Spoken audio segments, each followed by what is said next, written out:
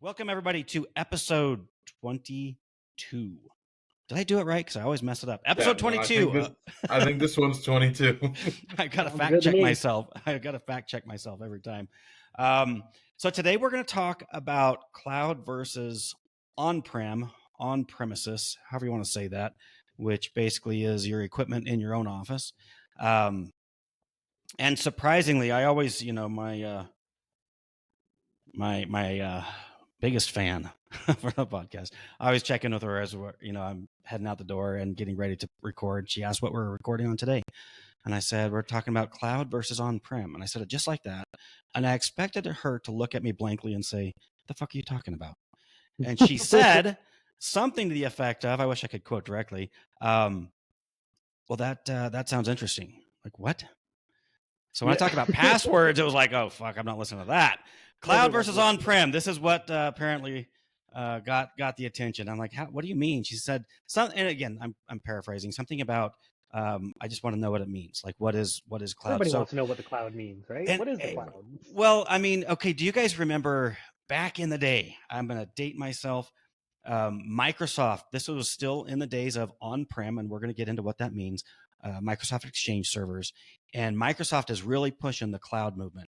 And, it's the biggest buzzword, and it was the dumbest commercial. You've got people in an office in their suits and ties and their little briefcases, and they're running around the office frantic about whatever they were working on, and they didn't know how to solve the problem. And then somebody would say, to the cloud, and they'd all jump up, and that was the answer. They had the solution.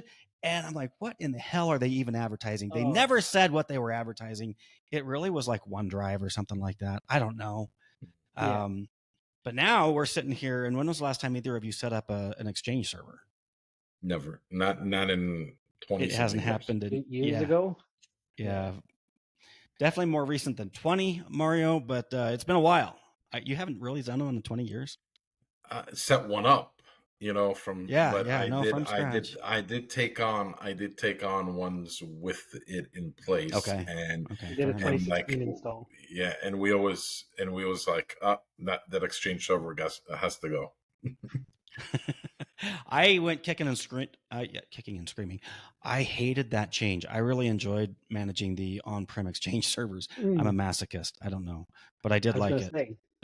Yeah, no, I was not happy. I was not happy about the transition.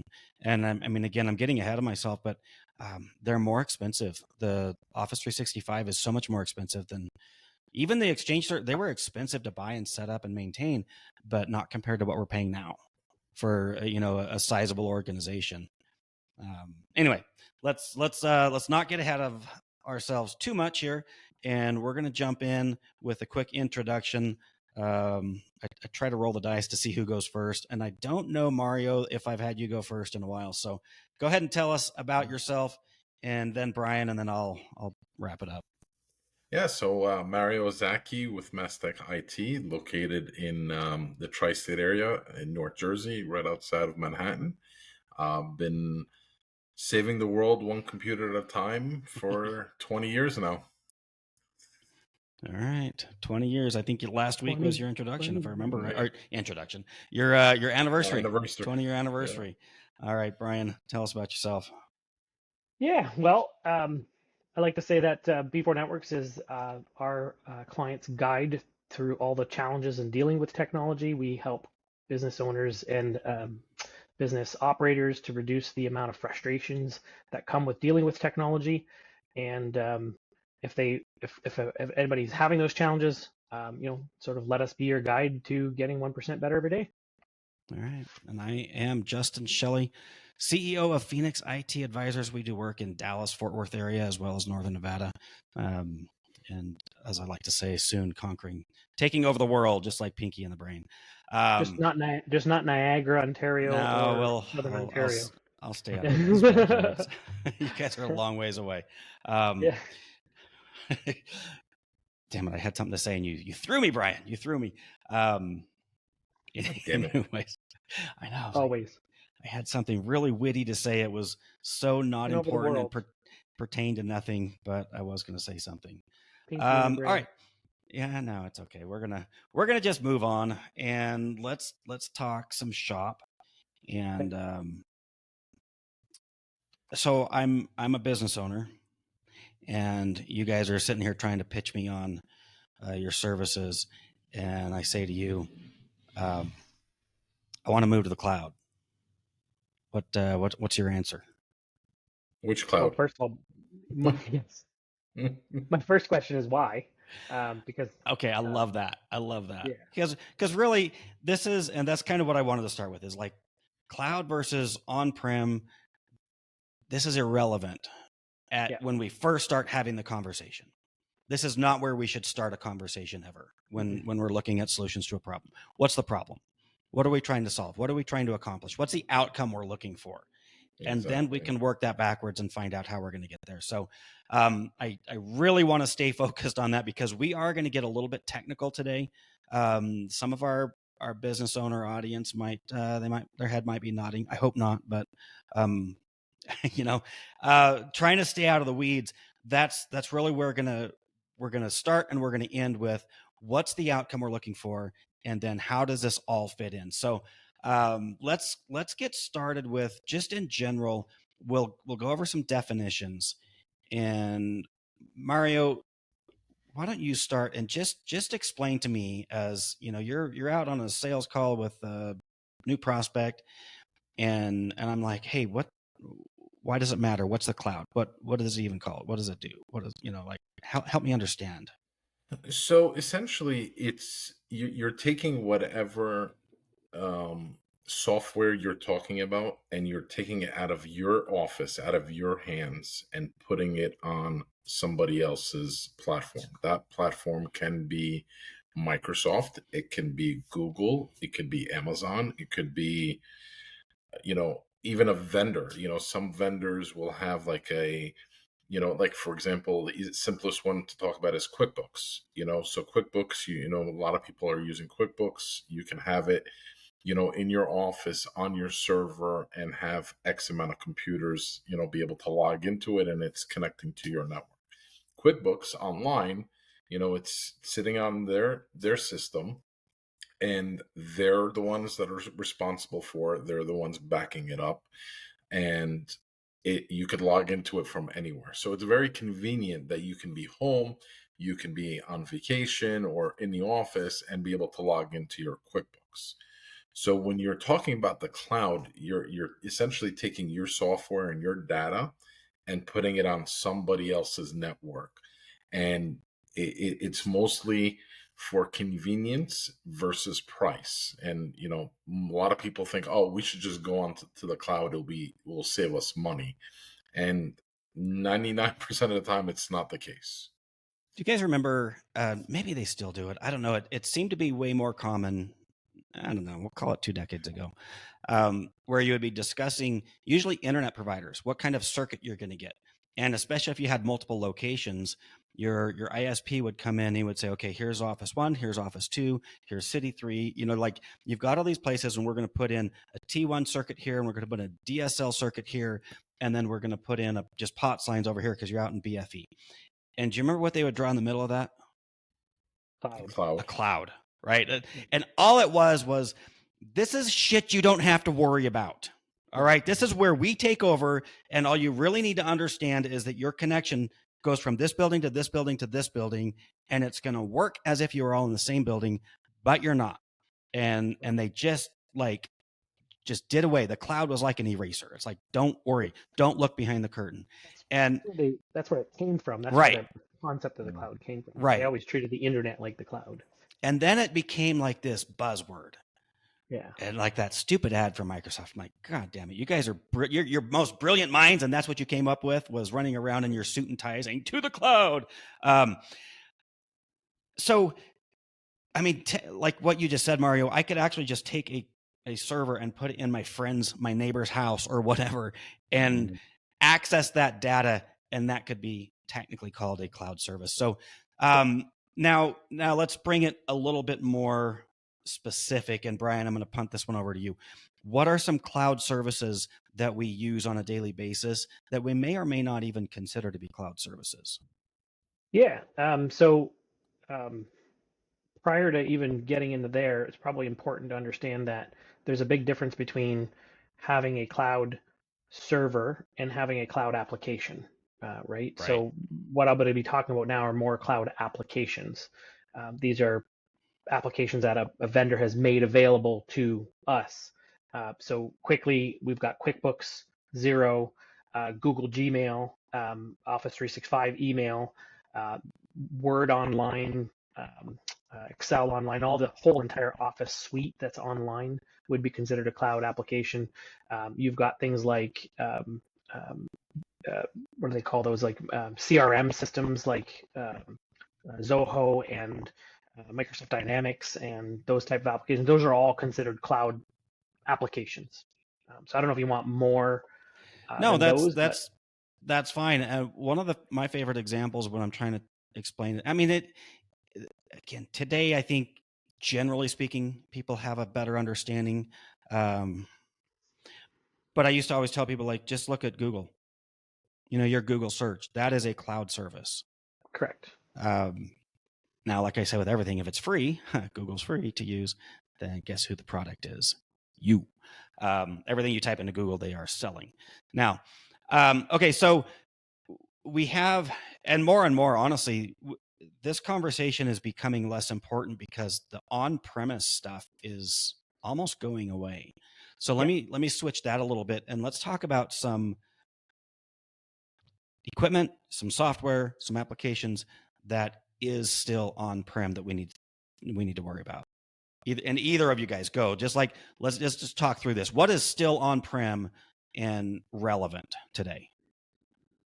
So I would say primarily the things that we still see that are on-prem are a combination of a few things. One, a lot of CRM softwares or ERP softwares are still considered on-prem. So the main application, I guess, that clients will use to manage their inventory, manage their software, manage their entire business. Oftentimes we'll find that on a server for larger organizations. Files, especially folks who have large files and need accessing that data very rapidly. Example, engineering firms with CAD drawings. We're finding that still hosted on an on-prem server. And lastly, just a lot of times, not in every case, but a lot of times things like print services and clock machines, time clock machines are all reporting into a server. And so oftentimes those will still be utilizing a server. But a lot of the applications now are, even in those cases, are slowly going cloud as well. And I want, again, first of all, Mario, did you have anything to add to that? No, that's okay. I mean, a lot of these vendors have their ways of putting their software on a cloud server or on their system because it's a monthly recurring revenue for them. Yeah. There's like dentists. Yeah, there's dentists who still have a cloud, an on-prem system for their management of their schedules and their X-rays and things like that. I think a lot of those are half and half now. And doctors' offices, again, half and half. Some of the things are now cloud, and some of them have moved on or have stayed local. Interesting point on doctors' offices is that a lot of times they have to maintain medical records for the previous 7-10 years, whatever the case is, depending on their specialty. And so while they may have moved to a more modern hosted platform for their EMR, EHR, they still have to maintain an older system that is up and running on an on-prem server. So that's one that I get to deal with quite a bit. What about Active Directory? And this is going to get a little bit technical. We'll try to keep this high level. And I bet we could duke this one out between the three of us. Active Directory, which is, and just let me describe it first, is just, what your computers log into. So it's when you type in your username and password, it authenticates you. It says, yes, you are who you say you are, and then decides what you can access on your local network. That's in a high level what Active Directory does. Do you guys still do that on-prem, or do you push that out to Microsoft's whatever they just renamed it to? It's not Azure anymore. Entra ID. Yeah. We're half and half. We have half of our clients that are now pretty much 100% cloud, and we're seeing more and more people where there's no longer a rational requirement to have a server on site for any other purposes, moving over to essentially cloud everything, meaning that their computers, when you get one, you are signing in, but it's authenticating via the cloud. And the other half are either Azure joined or whatever, like a hybrid. They're both. They're connected to both, in the sense that they have Office 365 and their users create on one, migrate to the other, so on and so forth. And a very, very small handful are just using the local authentication, which is a local server.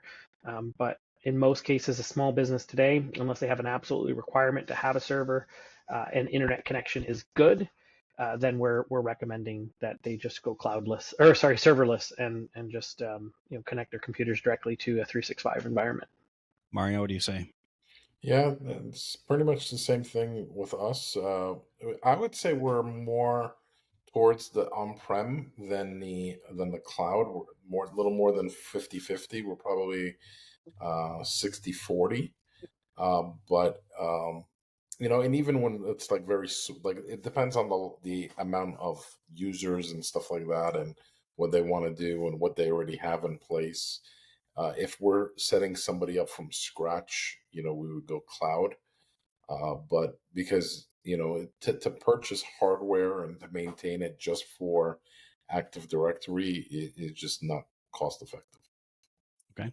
So let's dig into this one, because I think this is a good topic where we can go through. So some of the points we wanted to make today was, the security implications, compliance, regulations that apply, the cost upfront versus long term, which we've kind of dabbled in, various integrations. So if we were to look at, and we can bring everything in, but I just want to talk about Active Directory because I was hoping that you guys would do exactly what you just did. And Bryan, you're like mostly cloud. Mario, you're still maybe leaning a little bit more on-prem.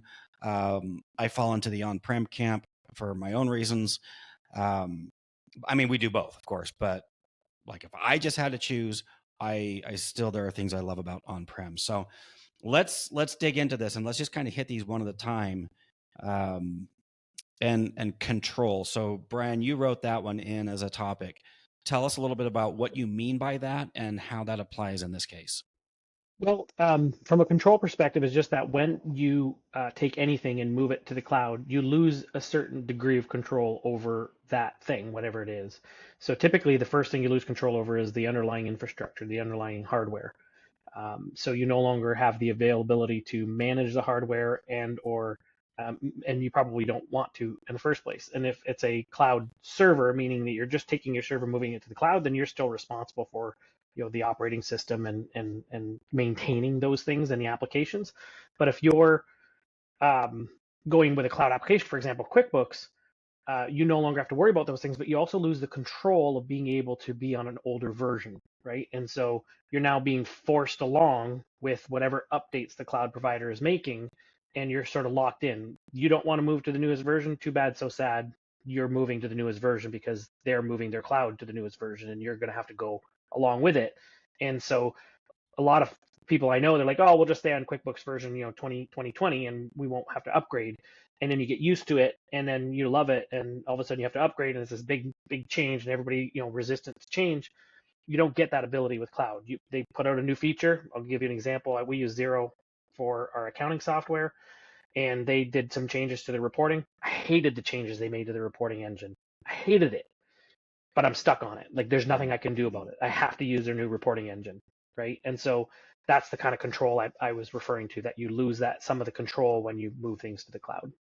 It works the other way around too. Sometimes people feel like by paying this monthly um, fee, I always have the latest and greatest. It's like almost like trading in like your phone every year. You always get the latest and greatest. Which is good. And there are advantages to that as well in the security world, right? So let's kind of move forward into security where this is concerned. Again, we're talking about Active Directory, but we're also kind of including everything under the umbrella. Security implications of on-prem versus cloud. Are there any? Do you guys want to hit that for a second? Mario? Yeah, well, on-prem, like Bryan said earlier, you have to maintain with updates. You still have to put like a antivirus on there and other security, so you have to maintain it. You have to back it up and stuff like that. So but you have control.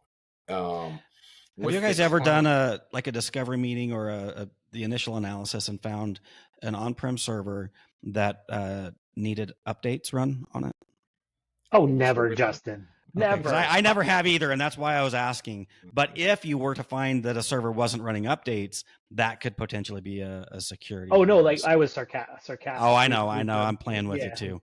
I guess we better clear that up for the audience because let me ask the question the right way. Have either of you ever encountered a server in a discovery analysis that was fully up to date? Have you ever seen that?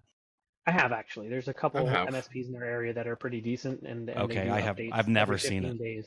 I've never seen it. The problem becomes is that with a desktop, you can pretty much automate the updates. But could you imagine your server updating in the middle of the day? I think people would get a little frustrated that their server just all of a sudden randomly rebooted. And so in most cases, it has to be done after hours, and it has to be done manually because you have to verify that it comes back online. And so servers don't update themselves. And a lot of people will buy a server and then sort of just, it's there, it's a box and it does its own thing and nobody has to look at it.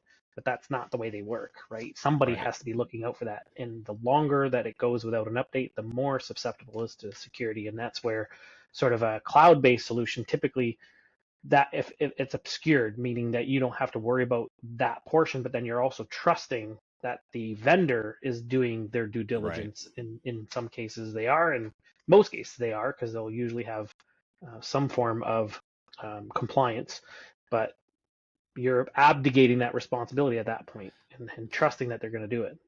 And so here's, go ahead. Sorry, Justin, go ahead. Well, it's just there's pros and cons to all of this stuff, but when you, the negative where security is concerned, yes, you've got to do the updates. You have to secure your perimeter. You've got to make sure you've got a good firewall in place. You've got to make sure you've got good antivirus, anti-malware, anti-ransomware on your server, and somebody's got to manage that and oversee it. But you also are a smaller target. And so one of the fallacies in this is that you think that if you move to a big name like Microsoft, well, they've got all the resources, they've got all the skill sets, they're going to maintain this thing and they're never going to get hit, but they're a huge target. It wasn't that long ago that Microsoft was out, right? And it'll be different components. On it. You still have your responsibility on it with 365. Sure. It's not a set it and forget it. You still have your responsibility, your portion. Well, let me come back to that. You're right, because there's a shared responsibility for security, but just as far as availability, they're a bigger target, and they go out, whether it's hardware or misconfigurations, which happens. I don't remember. I think it was Azure or AWS a year, 2 years, 3 years ago, where somebody just checked a box or didn't check a box and took them down, right? Like and this is all just some internal dude screwed up. And then when they do go down, the reach is huge. It causes massive problems, and you have no control over it. So, okay, but do go ahead and talk about the shared responsibility, Bryan, because that's another big one. And I know we've touched on a lot of this stuff before, but let's say that part again. Yeah. So all things, cloud or not, are shared responsibility making. Right? You can't just abdicate everything. For example, with Office 365, you can set it up without two-factor authentication, but should you? No. There's probably about 100 plus, maybe up to 200 now, controls that you can configure in Office in Microsoft 365 solutions that you ought to configure and ought to set up. And if you're just setting up an account, they're going to set it up as secure as they can without impeding or making it difficult to utilize, because they don't know your use case. They don't know how you're going to use the system. And so they can't completely lock it down. And so there's a lot of things that are left out up to the individual organizations to configure. And if you don't have somebody actively keeping an eye on that, it's not being done, right? And the other piece is the provider is responsible for the underlying infrastructure, but you are always 100% responsible for the data that is on that infrastructure, meaning that Microsoft and Google and all these cloud applications and cloud service providers are always going to say, we're responsible for the underlying technology, but if something happens to the data, that is not necessarily our problem, right? So something comes in and somebody encrypts all your data through a legitimate user that's accessing the system, you may be able to recover some of that, and you might not. They're not backing their systems up for you to be able to have granular access to your data. they're backing it up for disaster recovery purposes. And so you may or may not have access to past data, beyond maybe 30 days. So you're responsible for backing that up elsewhere in most cases. I saw a live demonstration not long ago. Well, actually, it was a little while ago, where they showed, it was just a proof of concept, where they showed a ransomware type encryption of Office 365. No, it's Microsoft now, but back in the day, this was just email, and they were able to go in and encrypt all of the emails. So imagine not having access to your emails, period. Right. Historically, inbound, everything was encrypted and gone. Mario, I think we're talking. No, we're talking about just about like Microsoft 365, but there's like other cloud stuff that Correct. like I am sick and tired of hearing when we go to a prospect and they're like, "Oh yeah, we're on the cloud, we're good, we're secure." Not we're so. like, "Okay, show me, how do you know that you're secure?" Like, but coming back to 365, like one of the things that like out of the box they don't enable that is very critical is auditing. You actually have to turn on auditing to see what the hell has happened in your organization. Never mind that the higher security auditing is a paid service on top of it. Yeah. So like people think that just because they're on some sort of cloud, and a lot of times it'll be like they took their server, they took an image of their server and put it onto like Azure, Azure like hosted server. And right. They think just because it's on Microsoft, it's secure as there can be, and that's far from it, because it's still exactly the same thing as if it was on your office. It's over there. You have to maintain it. You have to protect it, if not more. Because now it is sitting on a public, accessible, system that, if not configured correctly, anybody could log into it at any time.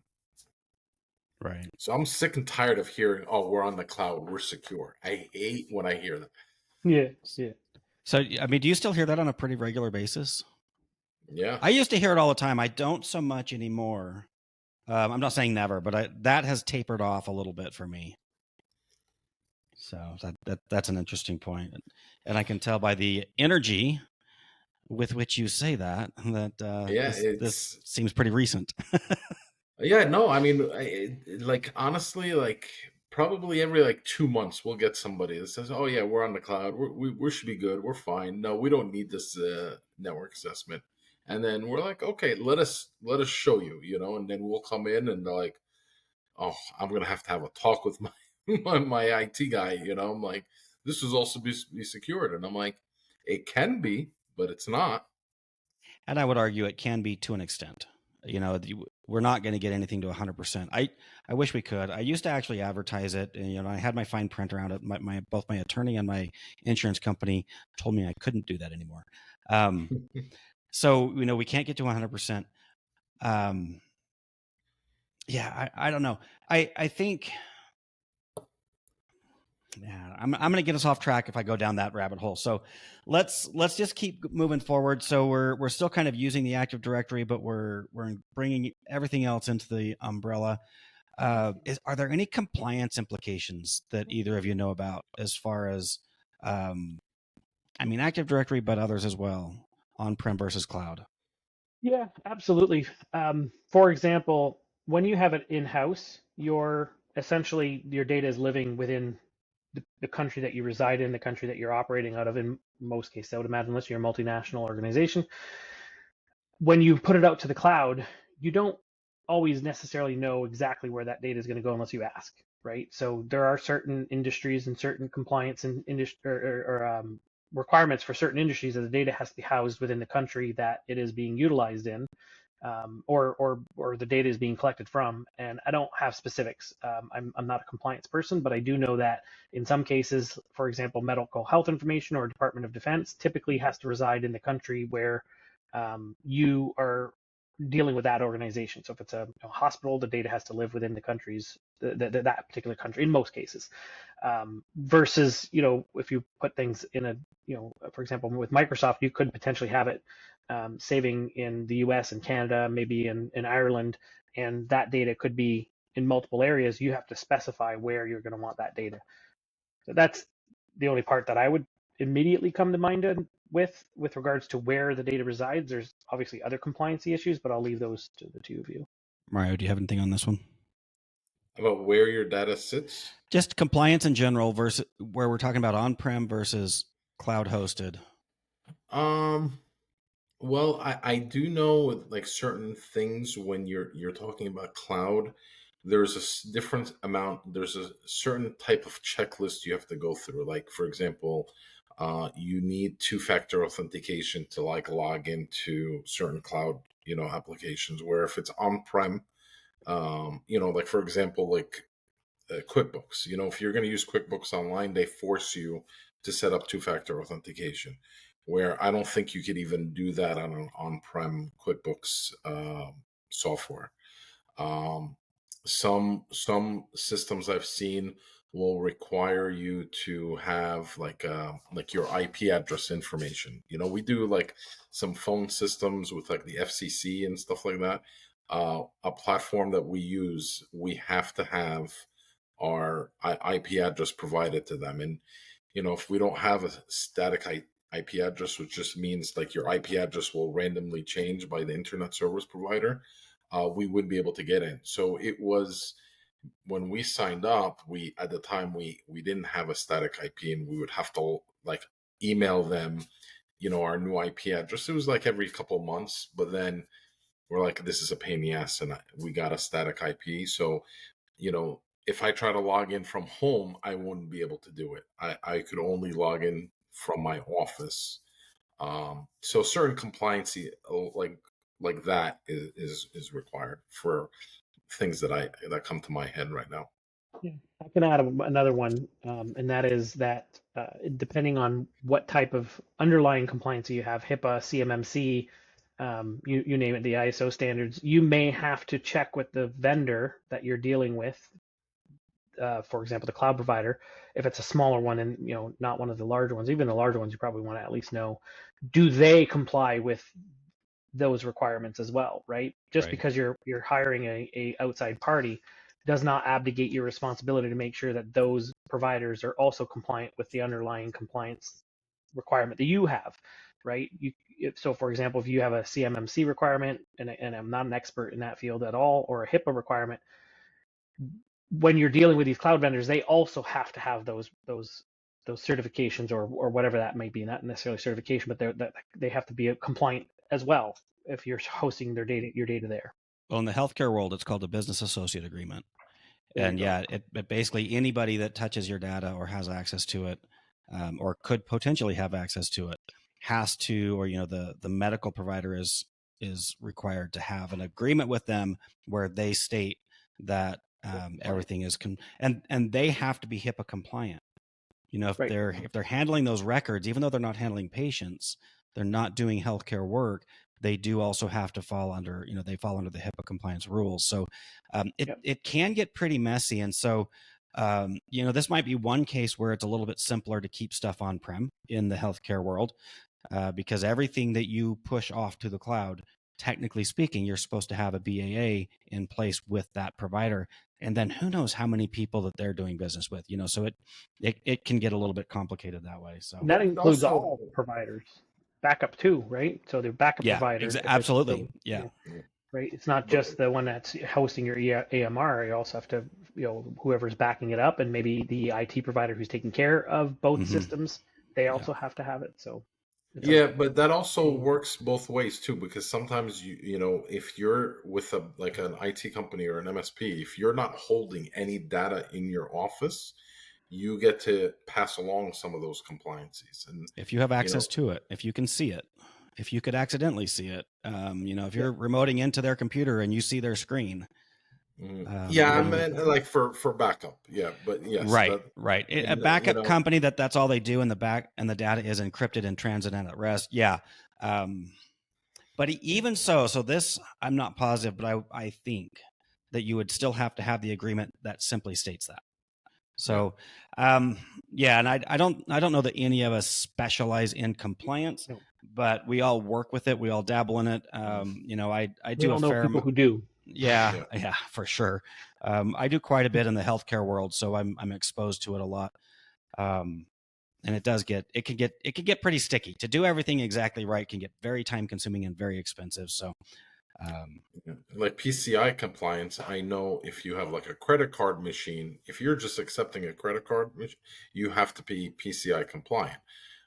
If you're accepting, like for our system, you know, our software lets the user enter their credit card information from their office. We never receive it.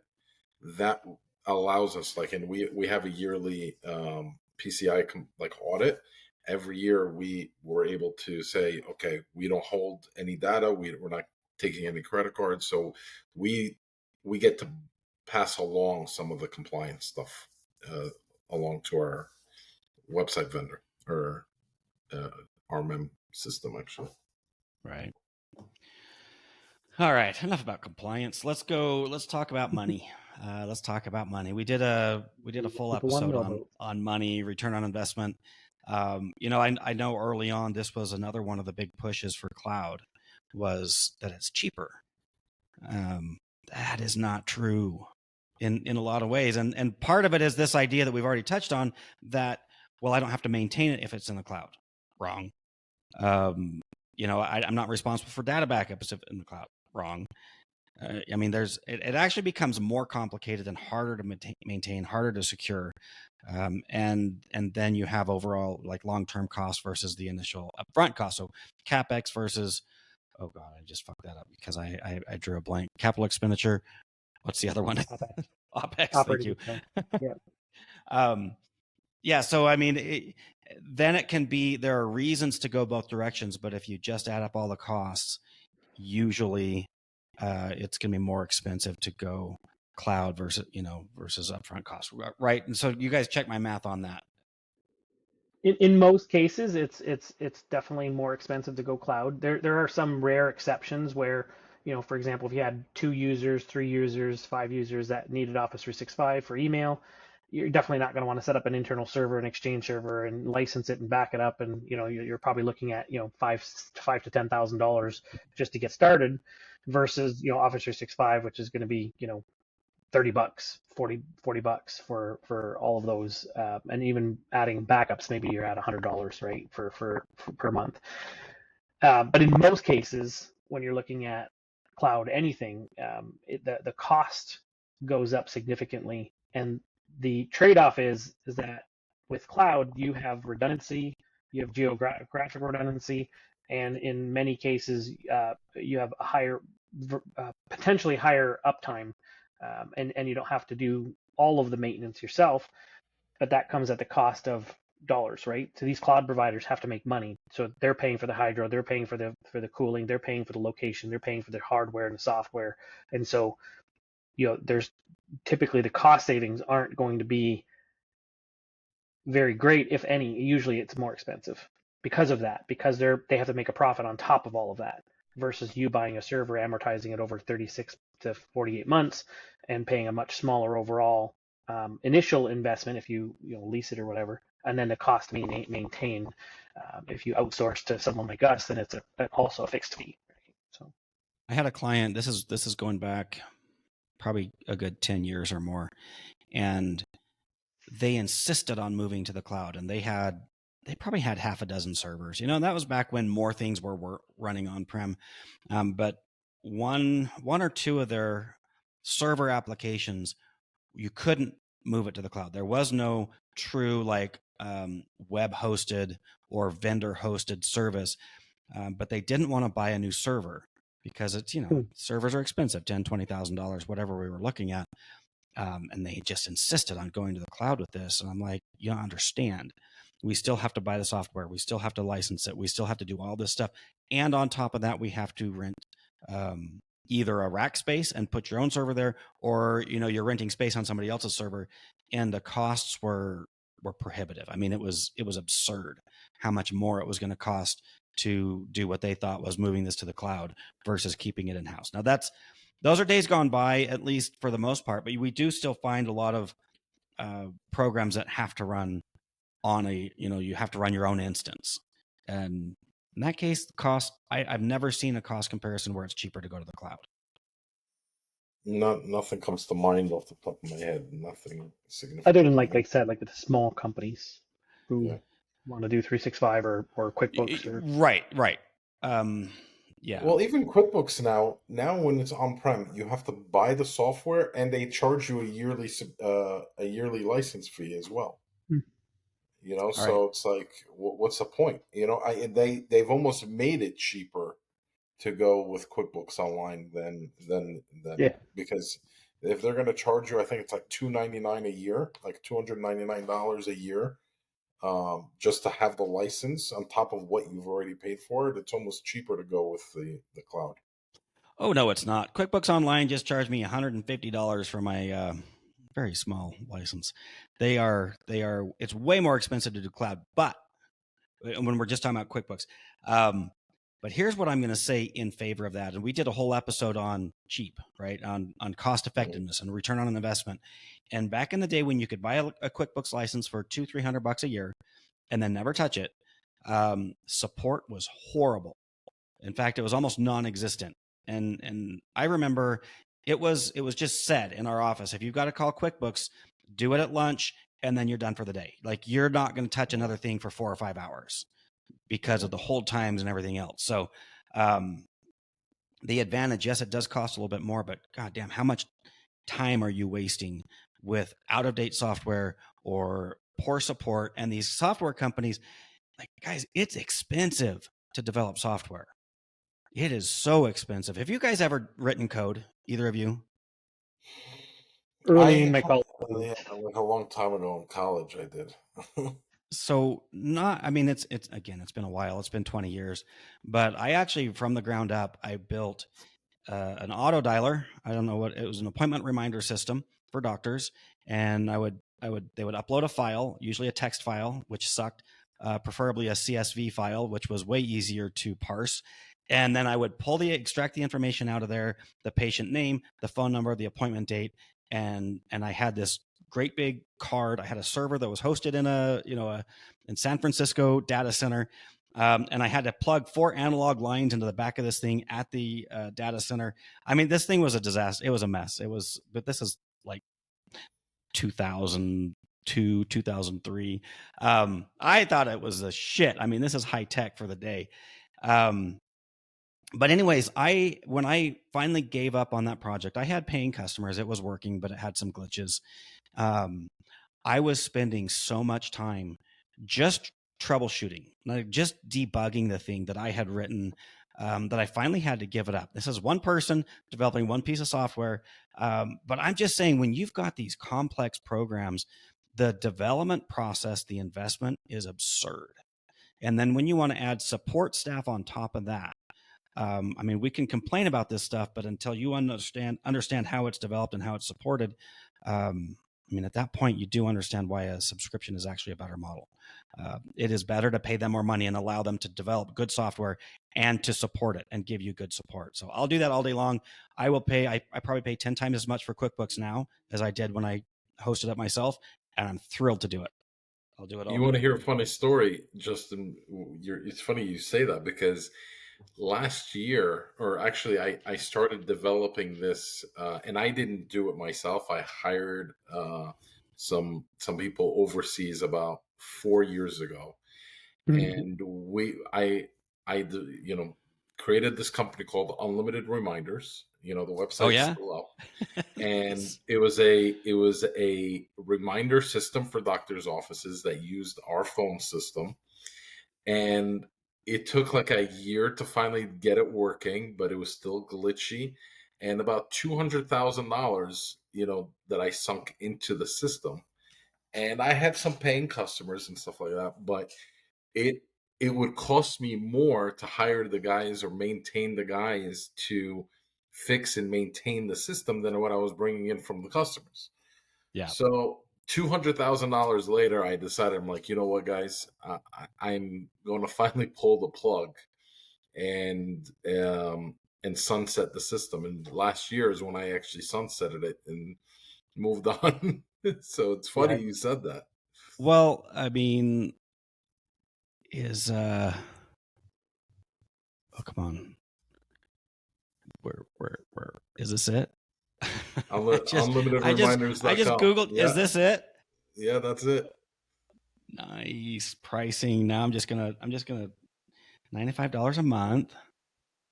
I mean, yeah, this is kind of cool. But okay, so all that stuff you did by outsourcing, I'm just telling you, I did this as a one man, like just me writing code in sleepless hours in the middle of the night. And do you remember how many thousands of lines of code you had when you stopped? Oh my God, it was ridiculous. Mine was pretty bad. And I'm nothing against anybody, but I outsource it to people overseas, and goddamn, that thing was annoying. Yeah. This is I love coding. I love writing code. It's actually, if I could do that and nothing else, I would. But it's so expensive. It's so time consuming and so difficult. I never found a way to make money at it. I did back, and God, we're so far off topic. But when I started my company back in 1997, I ran for a number of years and then got out of it, went into aviation for a while, and then came back. So both times that I was in business, both the first venture and the second one, I wrote my own ticketing system, web-based ticketing system, and I was just, which we now call a PSA, and then I was just dabbling in building my own RMM when somebody told me that this stuff already existed, and I had no idea because I just started developing before I ever looked into it. The first time around, I know I was doing it, and nobody else was out there doing that because that was like 1999. Second time around, I was just ignorant. But again, bringing this back, and I'm going to try to tie this back to something that matters on today's topic, is the security. I hadn't even contemplated as I'm building out. I was the ticketing. Okay, that's one thing. There's no financial information in there. There are problems with that, but the RMM that I was starting to develop, I hadn't even contemplated security back then. I'm just trying to figure out how I can easily throw out some scripts, some command lines, whatever. God, I'm glad I got out of that business. So, all right. Back on track, guys. Focus. I need that ADD medicine we were talking about before we got on the call. So let's, and we're, I guess we're coming up on an hour here, guys. So let's start winding this down. Cloud versus on-prem. I think if we just started, well, let's just go around the room and do key takeaways. If we were to summarize this whole thing down into a few sentences, what would that look like? And I usually throw this guy to you guys without giving you time to think. So I'll start, and then we'll go Mario, and then we'll go Bryan, and then we'll wrap this up. But if I were to just have a conversation with a client about on-prem versus cloud-based, and I'm going to restate what we started with, is we would never start with that dialogue. I'm never going to get into the weeds with how we're going to accomplish something until we know what the hell it is we're trying to accomplish. All right. The second point I'm going to make is that for the most part, on-prem is a dying technology. There's so many things that used to be primarily on-premise that is now, it's not really even a viable option to do on-premise. Exchange Server is a great example of that. And then third, where we talk about money, I'll come back to what we said in our previous episode on ROI or whatever the title was, I forget now. I would much rather spend the money it takes to have this done right than to try to do it the old cheap way where we're not updating. And I can stay on an old version of QuickBooks for 5 years, 7 years. But what is the real cost to doing that, to not updating in both security and productivity? So I love QuickBooks Online. I'm not trying to pitch that. I'm just saying that it's more expensive, but I prefer that to the headaches that I used to deal with the desktop version. So that's my key takeaway. Bryan, why don't you go ahead and go next, and then Mario, you can bring us home. Sure. So my key takeaways are, I'll mimic a little bit of what Justin said. It's never going to be a conversation where we start off going, I want to go cloud first and foremost. It's always customized based on what the client needs and what their actual requirements are, and what different pieces of software and hardware and requirements are. But beyond that, I'm a pretty big proponent for going cloud if you have no other requirements for on-prem. If there's no reason to be on-prem, then for me, some of the benefits outweigh the of cloud outweigh the cons. And one of the big ones we haven't talked about were the integration components. Right. So, for example, with QuickBooks Desktop, pretty much not integrating with very much of nothing, right? But with QuickBooks Online, you can integrate it with ERP software, you can integrate it with payroll software, you can integrate it with imaging software to look at your receipts, you can integrate it with all your bank accounts, so on and so forth. So there's a lot of integrations that could potentially happen with cloud, and I look at those. I look at all the different ways that we can save time by automating and integrating all the different products together. And if it makes sense to go on a cloud solution, then we'll definitely go that route. But if it doesn't make sense for the client and for their particular use case, we will never push cloud. It will always be whatever that client requires and that client needs. And so some cases I go, you know what, yeah, let's go cloud. In other cases I go, yeah, no, it's not going to happen. Especially when internet sucks. If you have a rural area and the internet's terrible, on-prem all the way until they fix that. Okay. So that's it. Mario? Yeah, so I mean, for me, the biggest takeaway is it's convenience, right? Are you one of those companies that you have 30 employees and they all work from home and they need to be able to access the same things ongoing and stuff like that? You don't have like a headquarters or a main office that you could even put a server in. A situation like that, you have to go cloud. Otherwise, what are you going to do? You're going to put it in the owner's house. He's not going to want that. But if you're like a 3-user company, nobody ever works from home, you don't want, you're on a budget and something like that, it's going, on-prem, it's an initial investment, but usually the way we say it is like, on average, your break-even mark is somewhere between 6 to 8 months. If you buy a server versus hosting it somewhere, your break-even, by actually buying it and paying upfront, your break-even point is about, anywhere between 6 to 8 months on average. So it's more the convenience. You're paying for the convenience. You're paying, for not having to worry if you're building, loses power or loses internet. Now all your employees are pretty much not able to work, especially if you have people remoting in or something. By having it online, there's less worries about having to worry if you're going to have to shut down in case of an outage or something like that. Like a lot of cloud systems that we use is we do a lot of voice over IP.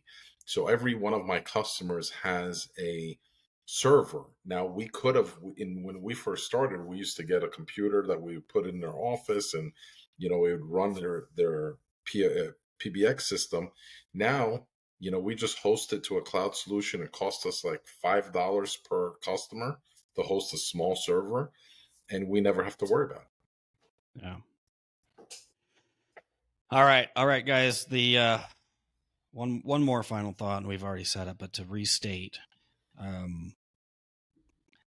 cloud and all of these, different providers that we're bringing in to do this things we used to do in-house makes security, this is a security podcast, it makes it worse. It makes the problem more complicated, more expensive, with greater risk. So that is probably the biggest trade-off to this change. There are a lot of advantages to cloud, but holy hell, has security become a nightmare.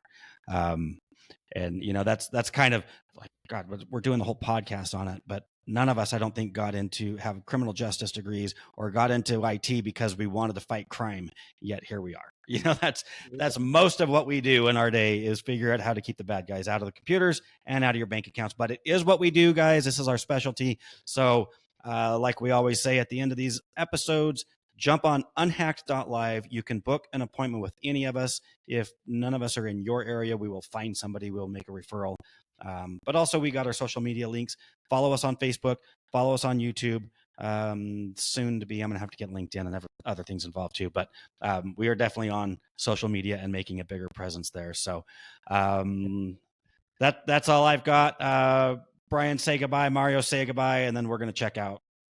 Yeah. Bryan Lachapelle with B4 Networks, Niagara area, Ontario. If you need help, you know where to find me. We'll help you get 1% better every day. Yeah. Mario Zaki, Mastech IT. We will help you decide if you want to go on-prem or take it to the cloud. There we go. Thanks, everybody. To the cloud. To the cloud, like Microsoft said. And I am Justin Shelley signing off for Phoenix IT Advisors. I started talking about money before I could get that out because my passion has always been business, and the passion of business is to make oxygen, which we call profits. Take care, guys. We will see you next week. Take care, guys.